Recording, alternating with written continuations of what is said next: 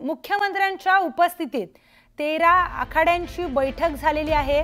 नाशिकच्या इतिहासात पहिल्यांदाच सर्व आखाडे एकत्र आलेत।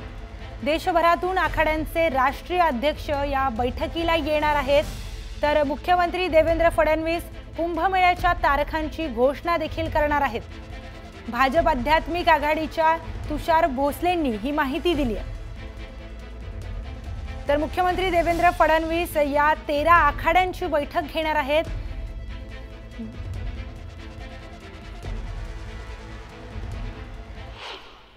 पहिल्यांदाच मुख्यमंत्री सर्वही 13 आखाड्यांसोबत येऊन बैठक घेणार आहेत। 1 जूनला शैवांचे 10 आखाडे आणि वैष्णवांचे 3 आखाडे अशा 13ही आखाड्यांचे राष्ट्रीय अध्यक्ष आणि महामंत्री त्यांचे वरिष्ठ पदाधिकारी अशा एकूण 26 महंतांबरोबर मुख्यमंत्री देवेंद्रजी फडणवीस प्रत्यक्ष चर्चा करून त्यांच्या सूचना मागवणार आहेत आणि त्याच्यावर आपला कुंभमेळा प्रभावीपणे कसा पार पाडता येईल याच्या संदर्भात विचार विनिमय करणार आहेत।